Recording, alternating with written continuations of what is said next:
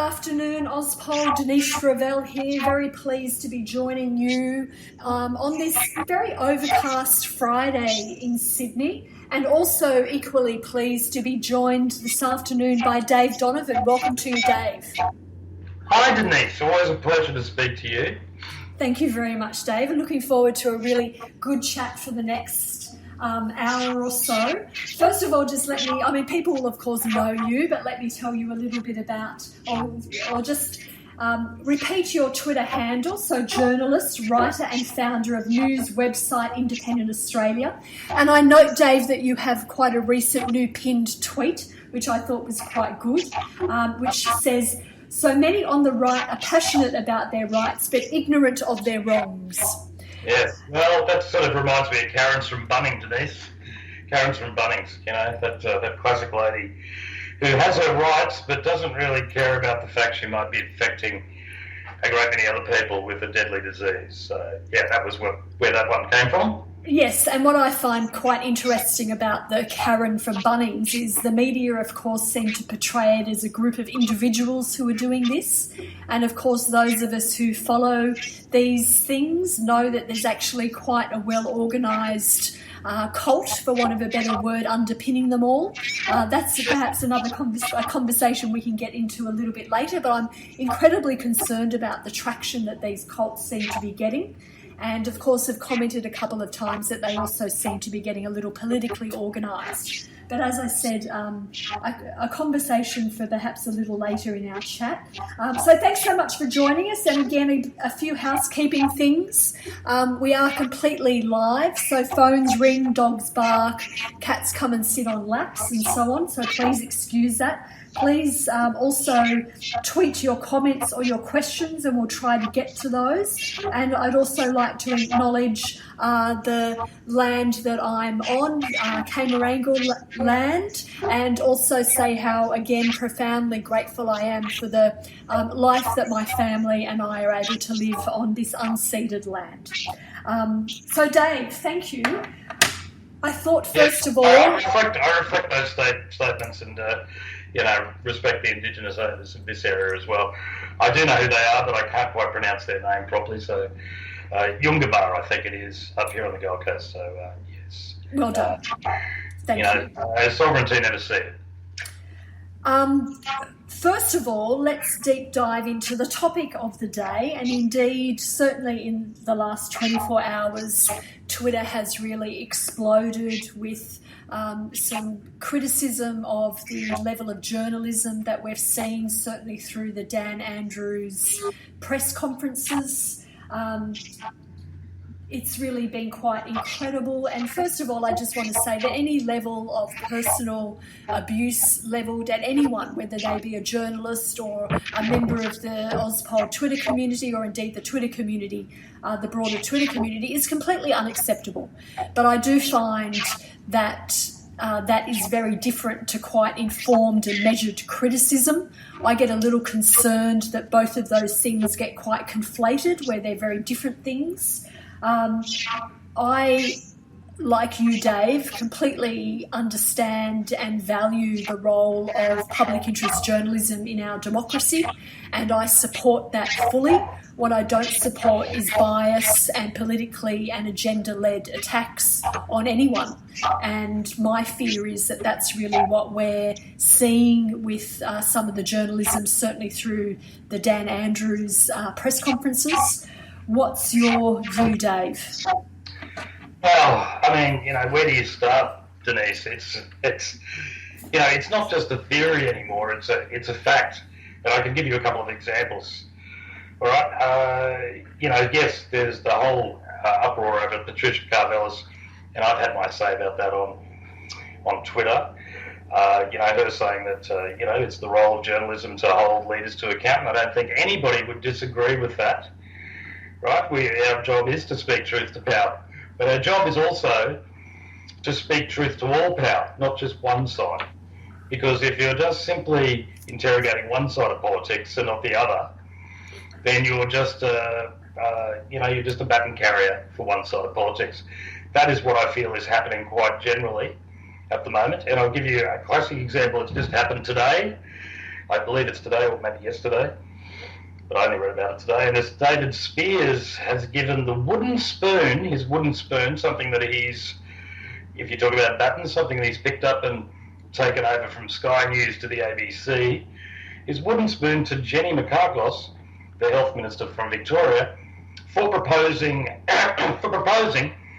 it didn't actually get carried, so the Victorian Parliament is still sitting, for proposing that the Victorian Parliament get closed for health reasons. I don't seem to recall Spears ever really holding the Prime Minister to account, or his Health Minister, for closing the Federal Parliament. Health Minister Greg Hunt for closing the Federal Parliament, which has been closed now for nearly the whole year, where there is a far slighter risk of these people, politicians, picking up COVID virus. If that's not a clear case of media bias, then I've never seen one.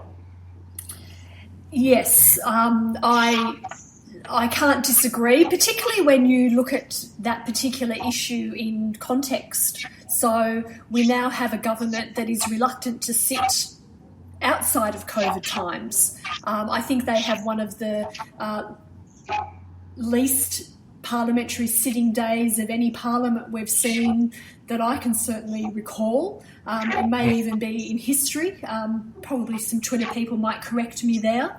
But when you look at the fact that they just seemed quite reluctant to face our parliamentary democracy, as I said, outside of COVID times, but certainly in COVID times, they're reluctant to get there. Plus, when you also look at the fact that they now seem to be making decisions through the executive and not the parliament, those kind of issues are really concerning. And you're exactly right; they seem to be quite disregarded when we see wooden spoons and so on being given to the Victorian government. I'm incredibly concerned. I mean, as I've been tweeting, I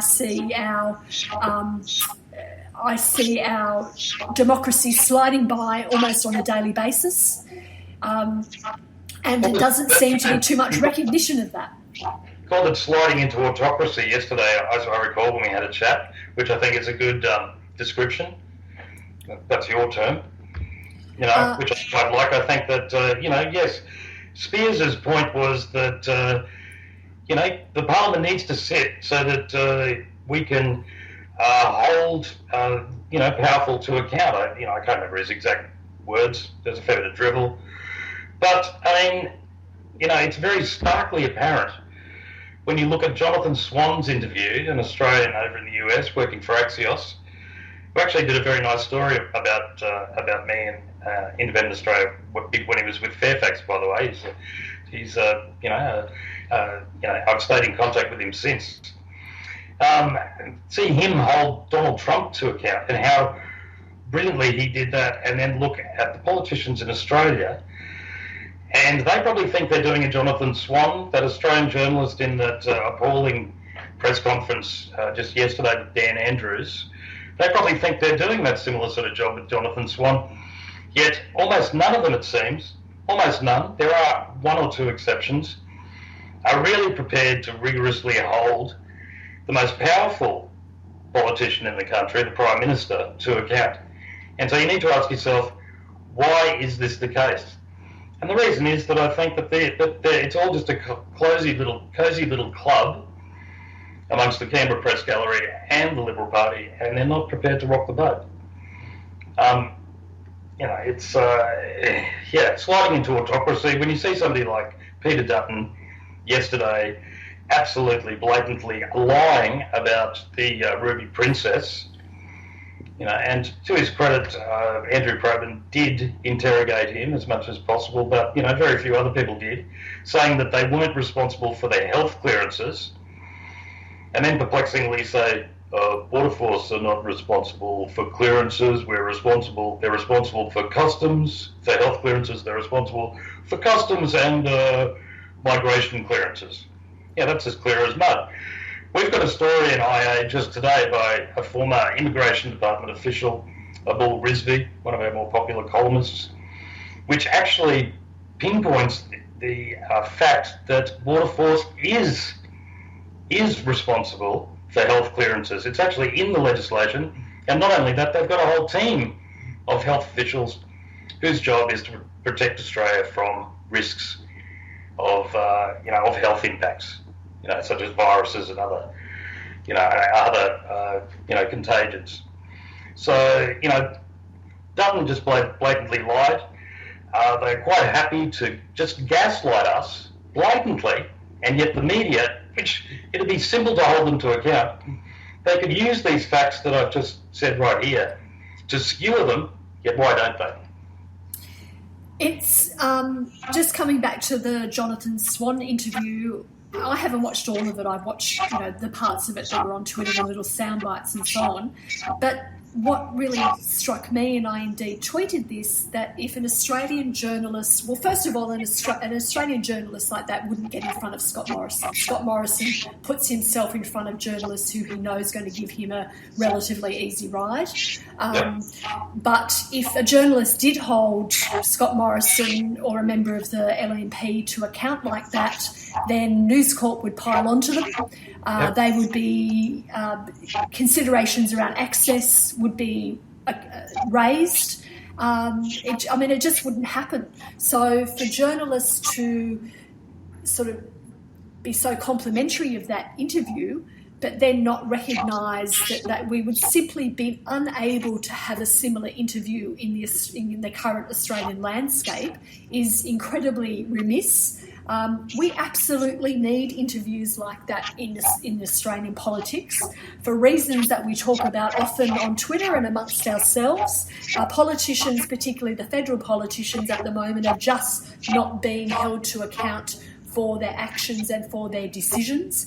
The Peter Dutton Ruby Princess issue that you just raised is the perfect example. Yesterday, the two different press conferences between Morrison, Dutton and then Dan Andrews, the reactions from the press gallery was chalk and cheese and really highlighted the issues that we're raising, and indeed I think brought to a head the tension that we've seen on Twitter in the last 24 hours. And I might also add that I've checked several pages on Facebook, from the News Breakfast page to the Insiders page, where people also obviously discuss this sort of thing, and they're just as frustrated. They recognise that Dan is turning up, taking responsibility, being accountable for his actions. I think people do realise that there's certainly been some perhaps concerning decisions and concerning actions, but he's out there doing his best in an incredibly unprecedented and difficult situation, and the media are treating him there's a lot of political agenda and political self-interest in the way that he's being treated, compared to perhaps particularly our federal politicians. As I said, Facebook are reacting as well, but because they don't have perhaps the tagging functionality, so journalists aren't seeing it, Twitter does seem to be copping a lot of the blame. Yeah, well, copping the blame is an interesting way of putting it. I know that journalists like to say that, that we're all just lunatics on Twitter and we are just partisan, hyper-partisan, I think is their popular comment, and an echo chamber and so on and so on and so on. But isn't that just insulting our intelligence? Are they saying that we're just so ignorant and biased that we are ignoring the evidence of our own eyes? You've just pointed out, 3 examples of where the media has given a soft ride to one side of politics and an absolute grilling to the other side of politics. Now, if we think that the media's role is to speak truth to power, then it seems to me that our media is failing. You could argue that, yes, they're speaking truth to power in the case of Daniel Andrews, but they're obviously attacking him because they feel that they can undermine his power and he will disappear at the next state election. So it's safe for them to attack him. Whereas in the case of the Liberal Party, who are generally in power and who have much more power, particularly in the federal sphere, people like Dutton and of course Morrison have the power over them. And as you pointed out before, if one of these journalists, heaven forfend, in a one-on-one interview with Scott Morrison really grilled him properly, as they should, then they'd probably get their press pass revoked and, never get to speak to him again. And moreover, if they were, employed by almost any of the commercial mainstream media companies, probably be taken off the politics beat. That's just the way it works. So they'll speak truth to power, except when the power has power over them. And that's not really journalism. That's, that's just acquiescence. Yes, that's exactly right. And as I, also tweeted, we would be your biggest supporters. We're politically engaged, we're politically informed, we're interested. I follow the news cycle every day. I run to good public interest journalism. I defend public interest journalism. I've spoken at Senate inquiries about public interest journalism. We would be your biggest supporter. We understand the role of public interest journalism in our democracy, and what I currently see isn't public interest journalism, particularly from the mainstream. It's more self-interested, politically motivated, politically charged. Put your audience first. Make your audience your North Star. But engage with your audience. Don't tell them, like Vic Rollison, brilliant tweeter and also a former contributor for IA, said yesterday regarding this whole, this exact topic, in response to people like Patricia Karvelas who, go into bat for Morrison all the time and, the Liberal Party, and blatantly accuse Twitter people of being biased and not knowing what they're talking about. Like the basic fallback for any of these journalists is to tell us that effectively we're fools. I'm paraphrasing Vic Rollison, but, it's a very good point. They instantly fall back on this sort of meme that we're all just, raving lunatics. And, that's offensive. Really, you'd think that if they tried to engage with us, like you said, we'd be their biggest supporters if they just held both sides to account. We wouldn't care if they held Labor to account, held Liberal to account. That's what we expect. But when we see quite clearly, as we've pointed out, with very clear evidence, that they're only holding one side to account, they deny that they are, of course, but they'd be wrong because we can see that they do. We'd back them fully. That's what we want. A strong and fearless, media group that hold both sides strongly to account. Why can't we have that? And it strikes me also, Dave, that particularly now when we're facing obviously such a serious public health crisis, a global pandemic, that undermining a leader who is facing a disaster in his state is incredibly dangerous to our public health. You need someone to be able to... You need a leader like... The public needs to be able to trust a leader like that. I couldn't agree with you more on that. I mean, there's two strands to that argument. Number one is they're basically diminishing this Premier's authority just at the time when he needs to exercise it for the good of all. And let's remember that, unlike Scott Morrison, Daniel Andrews stands in front of the media for every day for an hour, answering all their questions, no matter how irritating and pointless and repetitive they might be, whereas Scott Morrison will scurry away or not answer a question if he finds it even slightly, dangerous. Scotty from marketing. Daniel Andrews is doing this, and yet the media are crucifying him when they should be, we're all in this together. Wasn't that what we were saying a few months ago? But the second part is the media are also giving prominence to a whole bunch of bloody lunatics, but they are, like Jim from Jim's Mowing, who got a PhD in what's called, genetic differences or something. He argues that people of coloured skin are lesser, effectively, than white people. Abhorrent people like that. They give media attention to people like Craig Kelly, who wants to lock away Daniel Andrews for his crimes for a curiously specific 25-year sentence. I don't know where he got that from. A madman. And then you got, Kerry from Bunnings and, all these sovereign citizens, offshoots of the QAnon cult, going out there spouting their nonsense. And, you really are creating a mix where people go there, they're quite entitled to ignore the law, to actually hold their government who is trying to save their lives in contempt. It's not helping. It's actually reckless endangerment of the public good, in my view. Yes, look, I agree. I mean, particularly now would be, again, the time to put your audience's interests first, put the public interest first. But indeed, we've just seemed to see a media that is, again, playing politics, doubling down on agenda, doubling down on their bias, and it's actually dangerous to people's health at this time. It's incredibly concerning. I'm interested also in we've got to feature both views. Now, this to me sort of touches on the left-right framework that we seem to be finding ourselves in.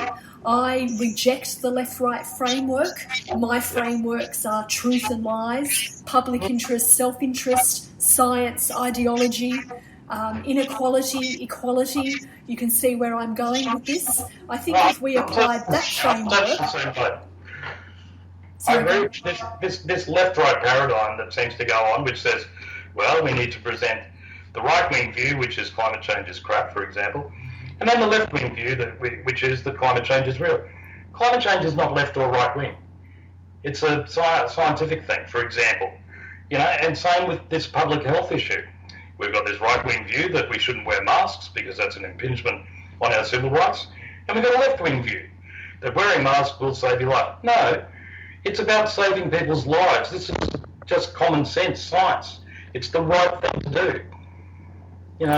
We can't divide every single thing into a balance between, stupidity and intelligence. That's exactly right. Sometimes I do despair, Denise. I do. Dave, I'm incredibly concerned about our democracy. I'm concerned for not only us, I'm concerned for our kids, I'm concerned for our grandkids. Every day I see just a little bit more of our democracy, as I said, chip away. And of course, we rely on the media to hold that to account, to be our front line against politicians that want to take us down that very concerning path and put their interests above ours. And right now it feels like to me that journalists are more, or some particularly mainstream journalists who get that access, are more on the side of the politicians than are on the side of the audience and the community. And I think that that's incredibly damaging and it's incredibly concerning. And as I said, I feel anxious every day, every morning I wake up at the moment and think, what's going to happen today? And sure enough, by about 10 a.m, something pops up that I just shake my head about and feel, as you said, quite despairing about. Well, I've been accused of being maybe a trifle flippant, and I try to put a bit of levity out there. And the reason why I do that is because if I didn't do that, I'd be a nervous wreck. I need to be able to make myself laugh about the way that things are going. But as you know, Denise, we do a regular segment called Bloody Idiot of the Week, which is not done weekly. It's a very irregular week. It's about monthly, but yeah. Bloody Idiot of the Month doesn't sound very good for some reason, so we call it Bloody Idiot of the Week. And, it's generally speaking about politicians, mostly Australian, but occasionally idiots from overseas like Boris Johnson and Donald Trump et al., about the idiots that have come up. And just in the recent times, since we did our last one a few weeks ago, we just got too much. Michelle and I have been trying to write this script. There has been just an astonishing number of acts of stupidity and just eye-raising events of such, it's almost beyond comical into the tragic proportions, going on in our world. And I sort of wonder, was it always like this? Am I just more aware of it? And I think to myself, no, it wasn't always like this. We weren't, as a nation, this insane. Or as a world even. You look at what's going on overseas. I mean, Donald Trump in his, I'm harking back to this, in his interview with Jonathan Swan, he just spoke absolute bollocks the whole way through. and yet there's still about 42% of Americans who will vote for him. How does that even work? It seems to me that politicians like Donald Trump, I mean, I see Scott Morrison as being very similar to Donald Trump in terms of his motivations, his intent, his policies, who's underpinning him and supporting him. He's just not as brash and as overt as perhaps Trump. But it does seem to me that these people are symptoms. They're symptoms of perhaps hypercapitalism. They're symptoms clearly of neoliberalism. But we haven't got to this place. This hasn't happened in isolation. A community doesn't vote for these kind of people just out of the blue. There's been something that's led to all of this, and I think that that's incredibly concerning. And there are, of course, issues that aren't going to go away if Donald Trump does get voted out in November. Hopefully he will. But I agree with you. Seeing that he's even still competitive is incredibly concerning. Yeah. I put out a tweet yesterday which, I think in some respects partially explains why we here in Australia are the way we are. Perhaps doesn't fully explain why America is the way it is. Because America actually has more diversity of media than Australia does. It was something like, I said something like, Australia was like America if America only had Fox News as its cable news station, right? There wasn't any CNN or MSNBC. It just got that Fox News on cable as news channel. And it didn't have, the Washington Post had been merged with the New York Times, and the New York Times was failing, and and perhaps looking at going down to tabloid. And in 7 out of every 10 states, the only newspaper you got was the New York Post, which is the equivalent of the Daily Telegraph. That is a description, effectively, of the Australian media scene. If you wonder why we're kind of blinkered in our views, and it's quite easy to pull the wool over our eyes, then I think that explains it right there.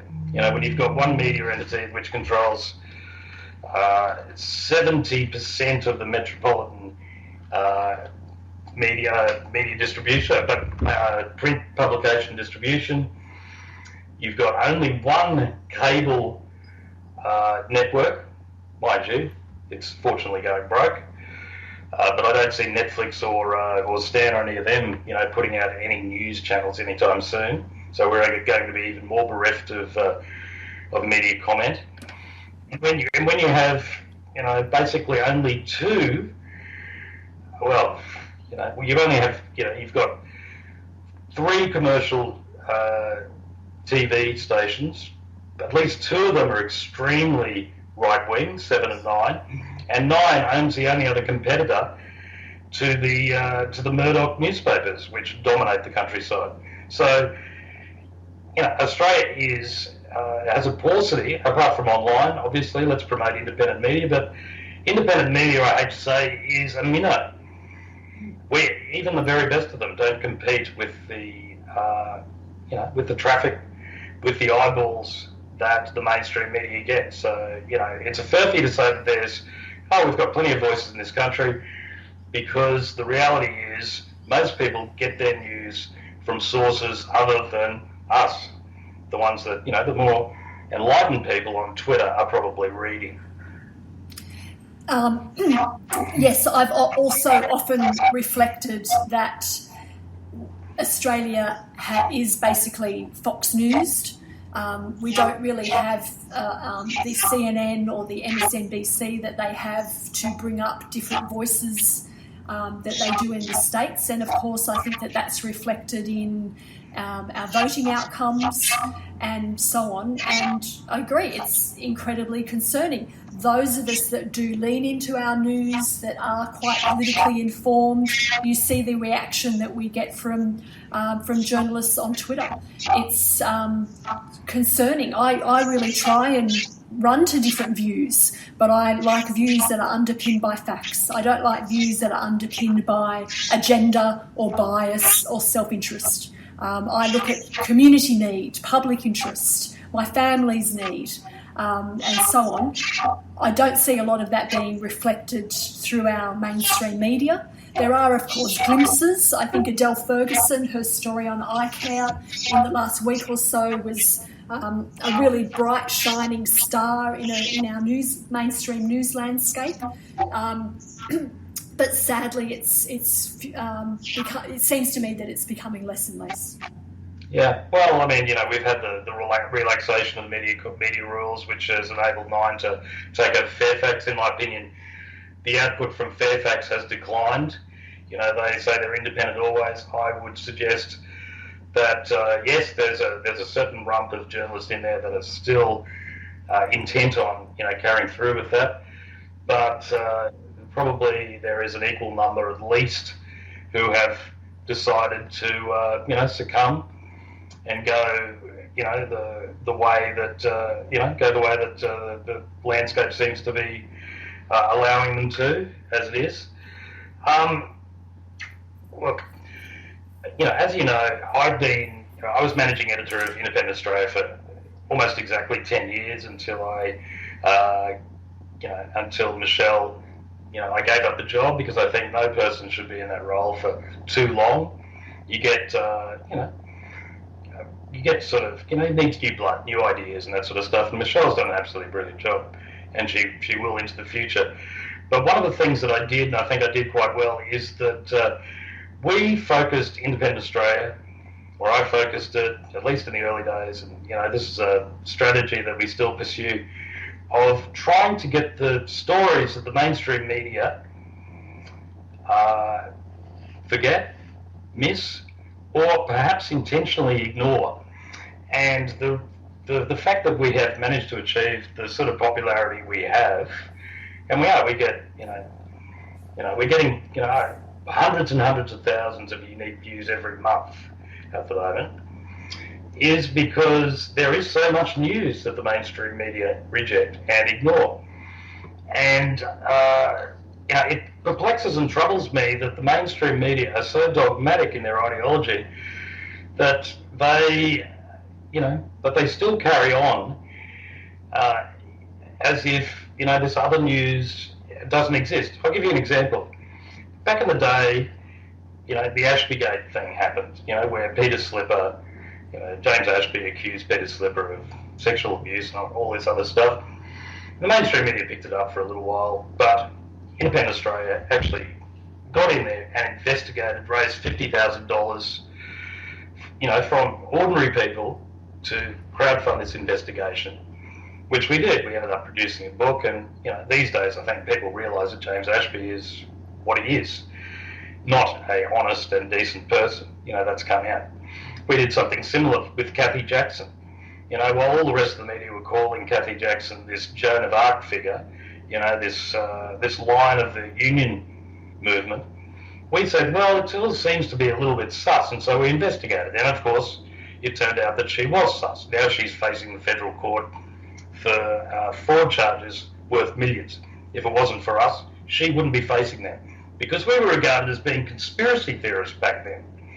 The way that it works is that there's a certain narrative, right? There's a spectrum that you're allowed to cover, right? That you're allowed to say, and if you come outside that spectrum, then you're regarded as being a whack job. And that is effectively how the mainstream media are at the moment discrediting people on Twitter. They're saying that we're all whack jobs because we're not following their official line.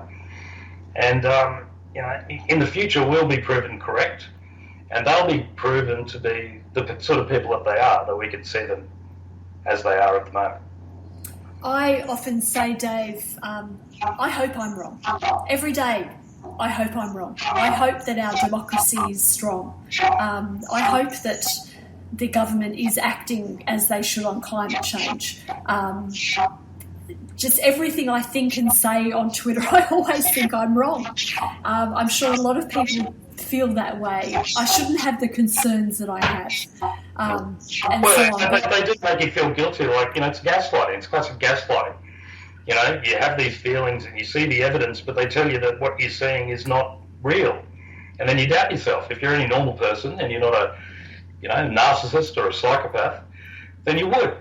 It's very natural to do that. I did that myself, but, the evidence does stack up, don't you think? Well, particularly when you have exposure in the way that, again, we do on Twitter, and again, when you actually look at independent media and you lean into your news, when you see experts giving their very informed view about the issues that we see in the news and we see our politicians enacting every day, and you see the mismatch between then what is reported. The app, as an example, is a really terrific example. Very early on when the app was announced, tech experts were voicing their concerns through Twitter and through some other independent media outlets. That just didn't make it to the mainstream by any means. Well, look, now that you brought that up, we've got a story at the moment which says that, from Paul Budd, the tech expert, which has just mentioned that the NBN has now got a $43 billion blowout. I don't see that being reported very widely in the mainstream media. Well, the NBN, of course, is another example, and that's, as people know, that's really what I suppose brought me down this supposed rabbit hole of AusPol, partly because of Nick Ross sort of opened my eyes to what he was talking about, and then that difference that I was seeing in the mainstream media. That made me wonder, what else am I being misled about? Sadly, I now know that it's quite a lot. If anything, I think in the past, 5 or 6 years since that happened, our media has got worse in regard to, again, the political agenda and the bias and so on, and not necessarily representing our interests and views but their own. I understand the pressures more than most, perhaps, of the pressures that the media are under. But again, my feeling is a lot of those pressures would be alleviated if they put their audiences first and not their media owners or the politicians that they're interviewing or that they're involved with. It's a major problem. We need a robust and healthy fourth estate, and sadly we're not seeing that, and I think that that's very much being reflected in the slide that we're all seeing in our democracy. Yeah. Well, I mean, look, the media, it hasn't always been so compliant in Australia. I remember back in I don't remember, I was only very little, but I've read that back in the days of, when Rupert Murdoch decided to kill Whitlam, his directive to his editors back in 1974, that the Australian went on strike.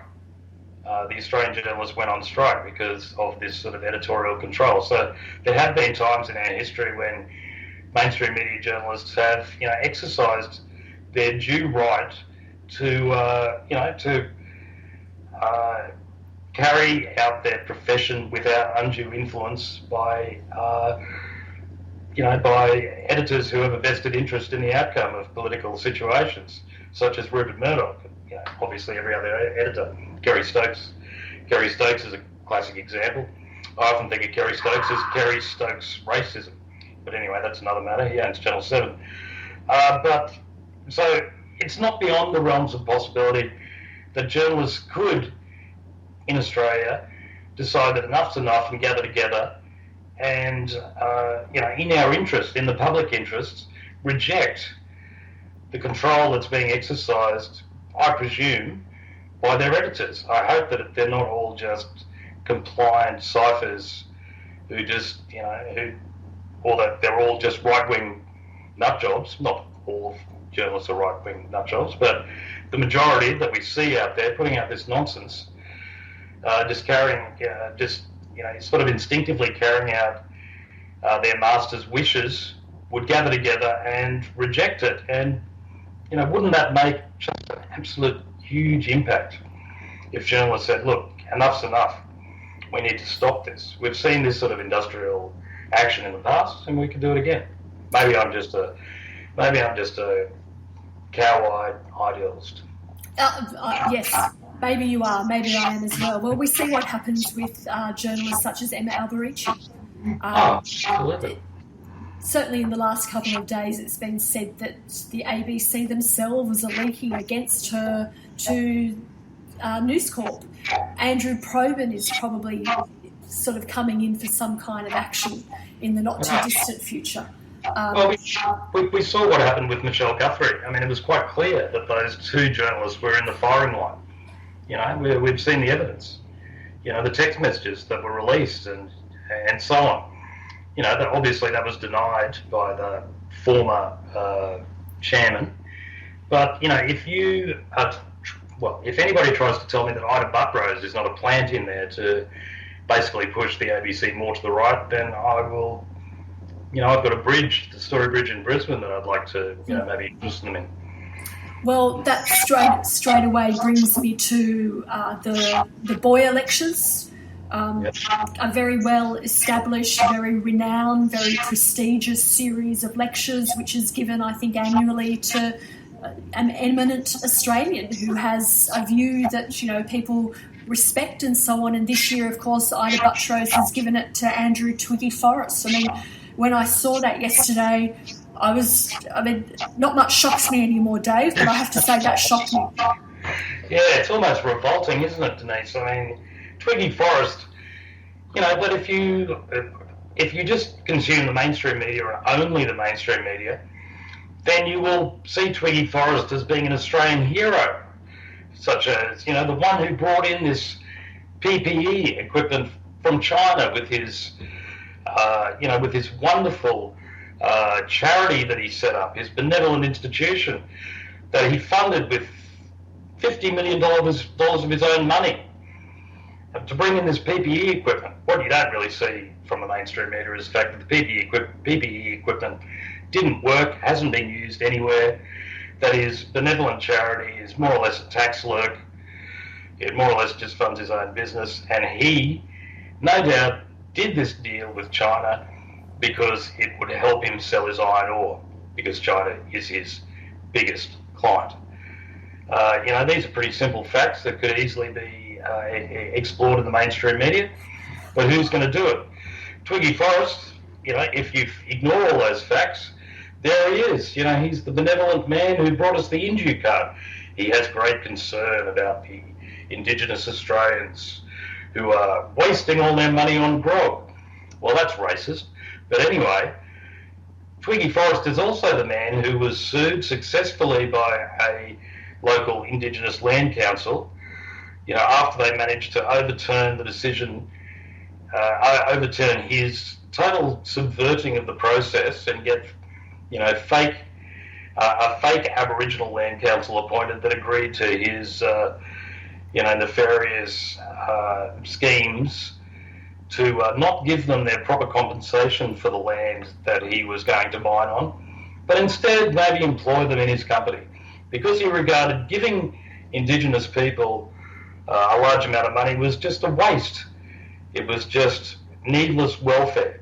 This is the man that Ida Buttrose has got, you know, I'd say arguably a racist, and I'm sorry, you know, like I'm going to make a disclaimer, Denise, you are not responsible for my words, but I'm happy to say that, who is very unpopular amongst Indigenous Australians, who effectively has tried at every point to deny them their due returns from their land, and let's face it, the whole country is their land, but has not only done that, it has managed to insinuate himself so deeply in the government, has become such a hero to them, that his little discriminatory Inju card, where they don't have the power to decide about their own purchases, I mean, just think about that. That's almost, you know, you talk about the slide into autocracy. Well, that's the slide into autocracy on a certain level. He is the one that Ida Buttrose has got to deliver, you know, the most prestigious series of lectures that the ABC has been carrying on for decades. You know, in the forthcoming weeks, you know, I find it absolutely appalling. Twiggy Forrest is, you know, you probably picked up, not my favourite person. Well, I do find it, when you know the facts as you just pointed it out, and I will say some of those, as you said, Dave, some of those things that you just said are your views, not to get me in trouble, but when you know all of his actions with that context and that perspective, it does seem a very surprising and indeed quite indecent decision to get him to be speaking again at such a prestigious and well-known and eminent series of lectures. I cannot fathom why that decision has been made for anything other than mischief, so to speak. Again, I find it difficult to be shocked these days, but that did shock me yesterday. But more than anything, it just makes me profoundly sad of where we're at. So, it gets back to the narrative, and there's a narrative that Twiggy Forrest is a wonderful, compassionate human being who's out there trying to help everyone. But that ignores, the other counter narrative, which doesn't often, at least in the mainstream media, get presented. And the counter narrative to me carries more weight. I'm sure that he's not all bad. I'm sure that perhaps he has very good intentions. Perhaps he, in his own mind, has managed to convince himself that what he's doing is in the best interest for all. But certainly, for the good of all people, the counter-narrative should have been presented, and someone like Ida Buttrose should have reference to that counter-narrative before making such a decision as giving him the podium at the prestigious Boyer Lectures. Having said that, Denise, Rupert Murdoch has also presented the Boyer Lectures, so it has already been tarnished to some degree. I didn't know that. That's interesting. Let's move on. And I also just want to again really emphasise that I reject any level of personal abuse on Twitter. Absolutely, there is no role for any level of personal abuse on a platform, any social media platform, any mainstream media platform in our civil society. What we should all be doing is playing the issue, not the person. But in the same breath, I think that informed and measured criticism of journalism and the role that they play is very warranted and in fact required in a democracy. So really encourage everyone to tread that line in a good way and present their criticism from a place of good faith and from really a place of wanting to strengthen our quite shaky democracy. Denise, can I make a point on that? Because I almost feel like that sort of inferred criticism of me, and maybe I'm being sensitive. I don't feel that I engage in outright personal abuse. What I've just said about Twiggy Forrest there, I maintain is based on facts.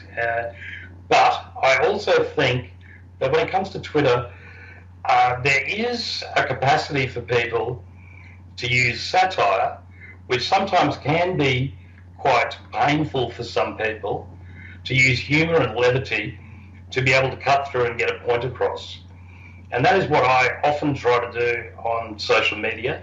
I don't regard it as abuse. I certainly affirm and confirm your comments there that particularly bigoted abuse towards females or minorities is absolutely unacceptable. We always need to be bigger than that, and if we're going to put a tweet out, it needs to have a certain amount of,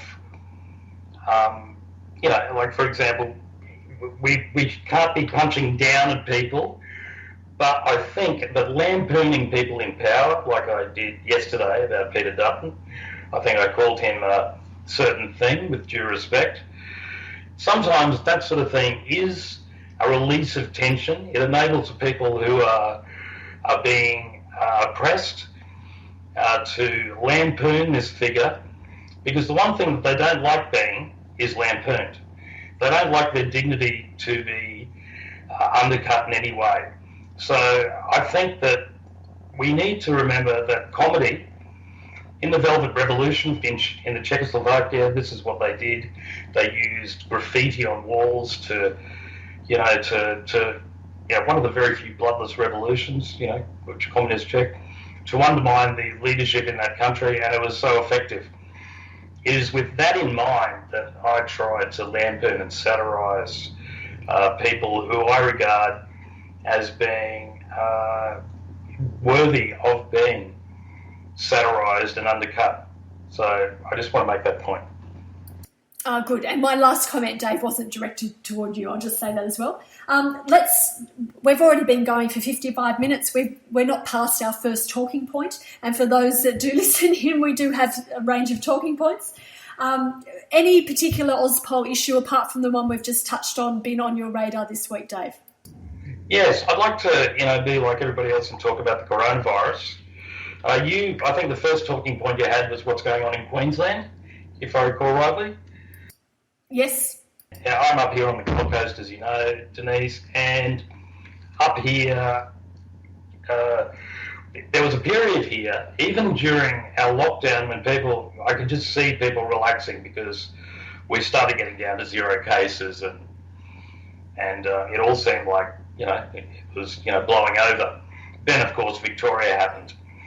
Up here, you almost see nothing in the papers about politics or anything. It's all about the coronavirus, not particularly Victoria. But I think there is a growing awareness. I've seen people, for the first time in a long time, starting to wear masks. That shops that you go in, and everything's open. You can go to a bar and drink, and basically our life is carrying on as normal. Making sure that we use hand sanitizer when we go in there, and we sign in and stuff so they can trace people back. I think there's a fear going on that, there could be a renewed, like a second strike like happened in Victoria, and that we might be vulnerable again. So, I'm in a way, it's a point of pride by Queenslanders who often get derided by other states as being, being a little, like the equivalent of Tennessee or whatever, from the south. But touch wood, we have managed to escape this virus so far, and we're trying our best to not, to not get it again. And look, my thoughts go out to all the people in Victoria. I know it must be very tough for you at the moment to go back into stage 4 restrictions and be effectively curtailed in what you can do. I think it's 1 hour exercise you can do a day, and the line up outside supermarkets is going around the block. I feel for you, and I hope that it all sorts itself out very soon. Yes, I completely echo that to anyone listening, indeed live or in replay from Victoria. Very difficult to say the least.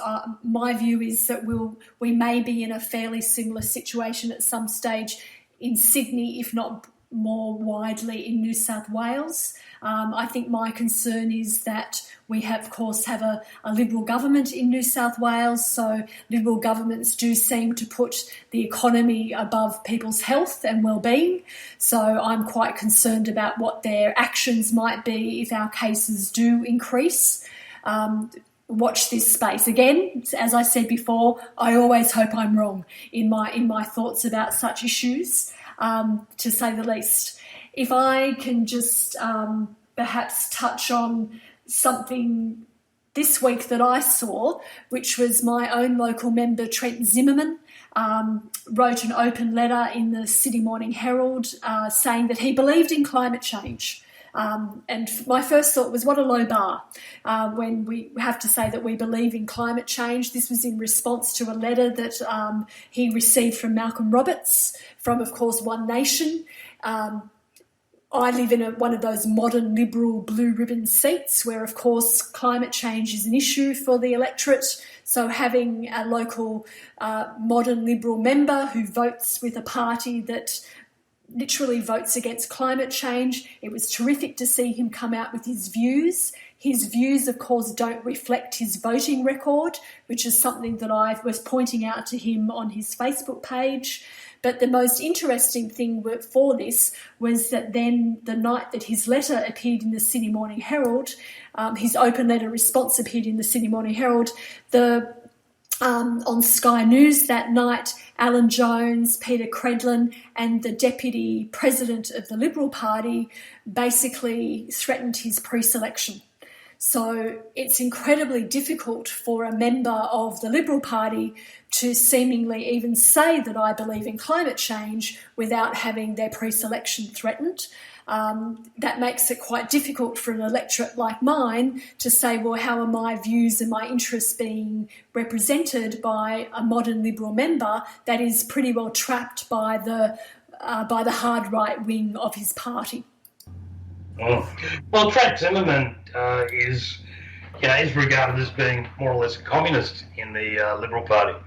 So it doesn't surprise me. I mean, Trent does have, well, he's one of the few openly gay members of Parliament, and he's a believer in climate change. He has been for a long time. I'm not quite sure why he, felt it necessary to renew that call, but it's good that he did.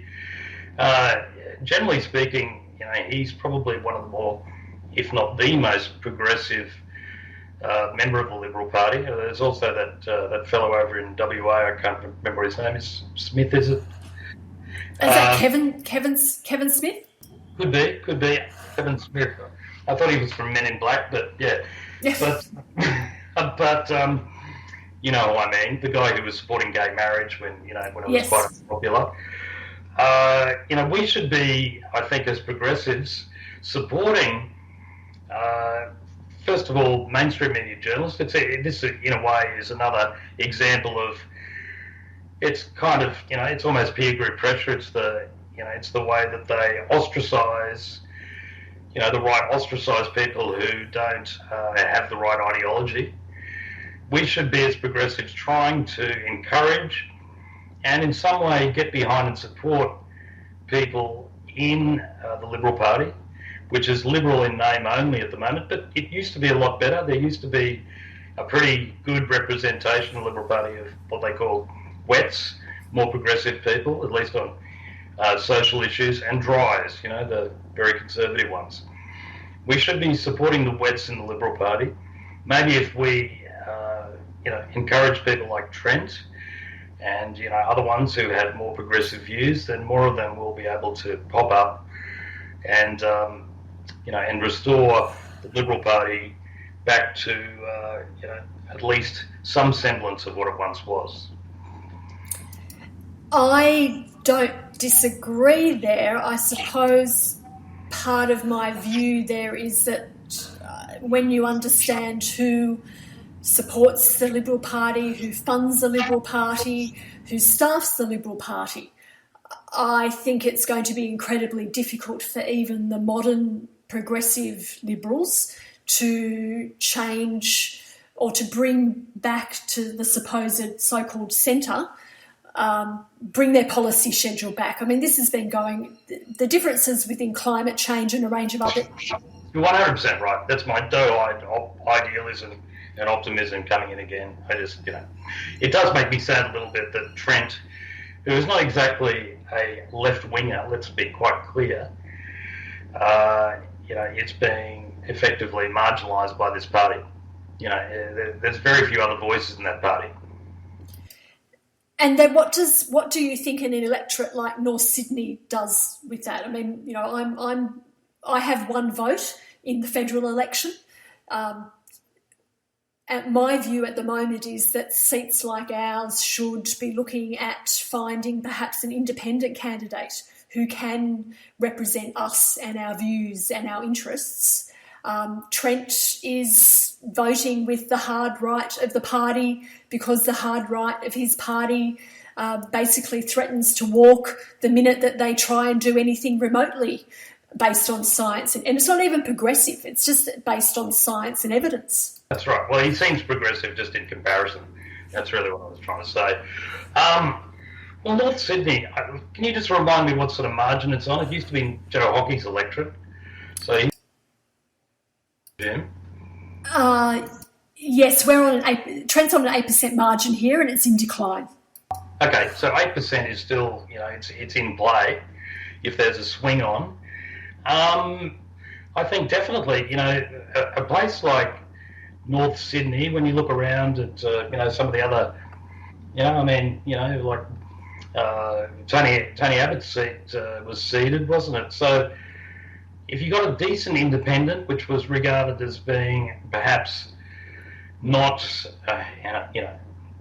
this is not my view, but this is what would be the prevailing view, tainted by any association with Labor or the Greens, that was a true independent, that was even a Cathy McGowan style figure, I think it'd have a definite chance. Maybe you should put your hat in the ring there. I won't be putting my hat in the ring, but yes, there are actually some groups forming that are very much heading toward. We're at the stage now where we're just really talking about, look, what are our views, what are our interests, what does good representation look like? And yes, if that does progress toward finding and supporting an independent candidate toward the next federal election, then I think that that's certainly something that the North Sydney electorate could get behind. We, of course, have a history of an independent in Ted Mack. He's still extremely well. Yeah. Champion of democracy, Ted Mack. What a wonderful man. And still extremely well thought of and well regarded in the North Sydney electorate. So anyway, we feel like we're in with a chance here. So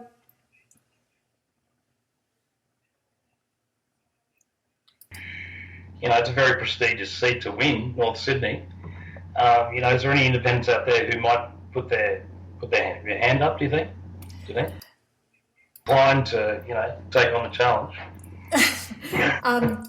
I've definitely declined, but thank you for your little vote of confidence there, Dave. I do appreciate it. I feel like I have much more value to add sort of supporting such a person rather than being that person. But again, thank you. I've certainly got my eyes and ears open to someone who we feel like, has that profile, has the interest in running, and of course, believes in the public interest and is willing to follow the evidence, willing to follow evidence-based policy, and again, just put the interests of the electorate ahead of the party. What I'm finding when I'm talking to people in the electorate is that there doesn't seem to be too much realisation that the major parties vote as a bloc. And I find that really an interesting insight. People think that, Trent can say he believes in climate change, but his voting record doesn't reflect that. No, that's right. Well, look, we should go back a step, and this is something that I've been banging on about for years and years. But exactly, both political parties vote as a bloc. Traditionally, the Liberal Party would allow members to vote differently if they felt very strongly about a particular issue, but that's disappeared. That's disappeared since John Howard. So both parties, if they don't vote with the caucus in each of their parties, will effectively be either disendorsed at the next candidate pre-selection, or maybe even kicked out of the party. This means that each representative doesn't really represent their electorate; they're representing their party. Which, as you pointed out before, you were talking about the Liberal Party and who they represent. Who do they represent? They represent the Liberal Party donors, the people who pay for them to be able to, campaign effectively at elections, not the people in each of these electorates. That's why Independent Australia always supports independent politics. It would have no trouble with partisan politics if these parties allowed their members, like other similar domiciles like the US and Britain, to vote, according to their own conscience. Traditionally, the whips were there to try to whip people who were going to vote against the bloc back into shape. But, there's no need for a whip anymore because, they just simply vote as a bloc every time. That means that there's only really the Senate to be in federal politics to be able to scrutinise legislation. And the House of Representatives is merely a rubber stamp. Is that really a democracy? That's why it's so important. And you look at people like Tony Windsor and Rob Oakeshott, they actually created significant achievements by having that independence for the nation. Look, it'd be wonderful if we could have more independence. That is my dream. I think we need to be quite strategic about how we do it. It's seats like yours, Denise, North Sydney, that perhaps it can be done. Yes, well, as I said, there are certainly some various groups forming.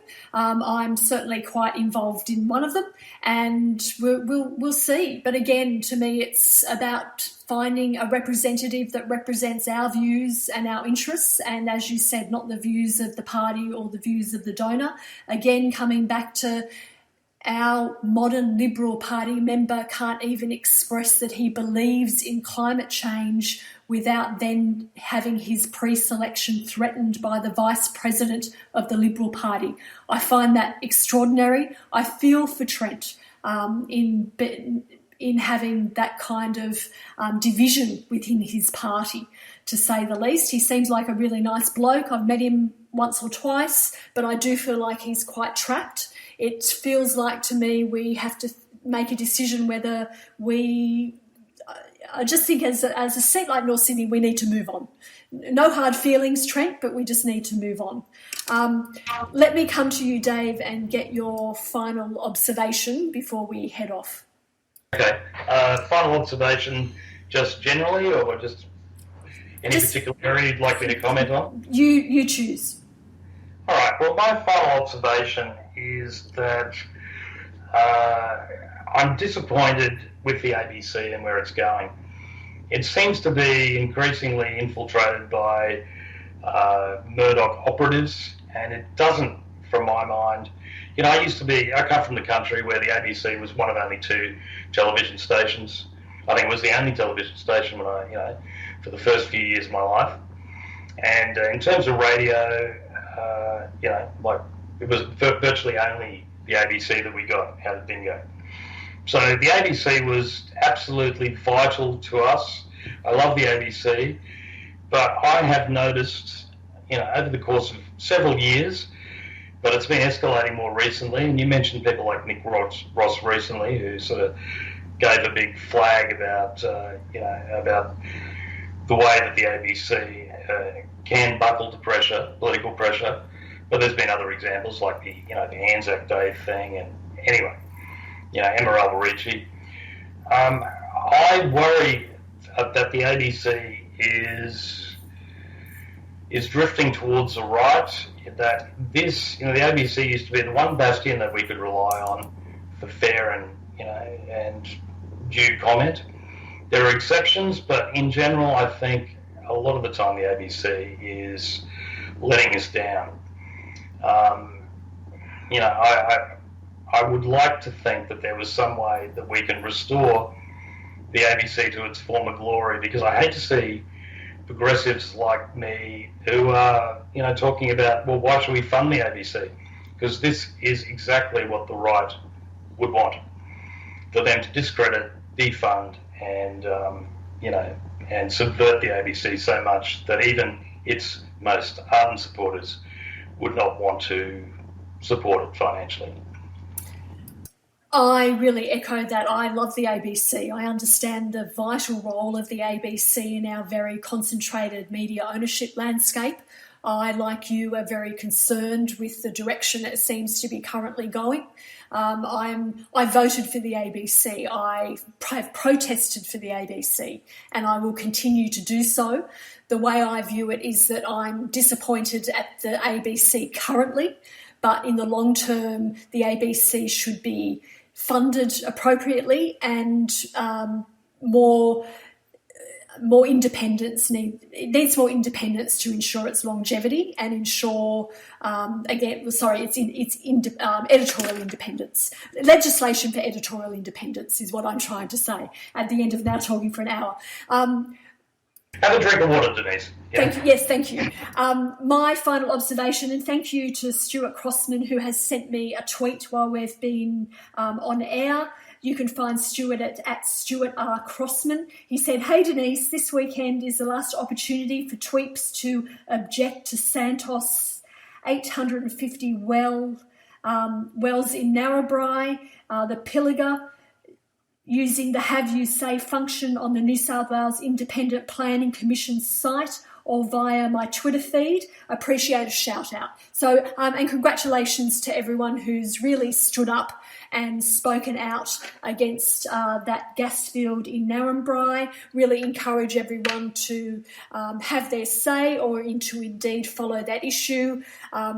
From what I've seen, so many people have spoken out against that in various inquiries. The only reason it will get any kind of approval is donor influence. Certainly the science, the community are all highlighting that it just makes no sense. So well done to everyone involved there. And please support that. Again, go to Stuart's Twitter feed. So Stuart R. Crossman, numerous hashtags on Twitter, hashtag CSG stupidity, hashtag Narrabri, hashtag Santos. Please find it there. Good on you, Denise. And yeah, we haven't even talked about climate change and Australia's great love of making Australia one great hole in the ground this week at all. So there's a lot going on.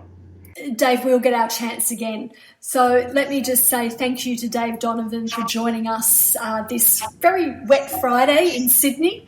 Thanks to everyone who's listening live and indeed in replay. Dave Donovan from Independent Australia. Please join us again, Dave. It's always really great to speak with you, and congratulations again on the wonderful work that you do with Independent Australia. Thanks, Nathan. Look, if everybody could try to support independent media, independentaustralia.net. We really do need your support because we operate pretty much on a shoestring, but we are doing important investigations that you won't be able to read in the other media. So thank you for all the supporters, and thank you, Denise, for having me on this week. It's always great fun to talk to you. Terrific. Dave, you stay there. We'll say goodbye quickly off air. Thank you so much again, AusPol, for listening in today. Really appreciate it. I'll be back again next Friday. I haven't got the guests worked out yet, but I'll let you know during the week. Again, I seem to say this every week, hang in there. It's really the only thing that we can keep doing. So I'll say farewell off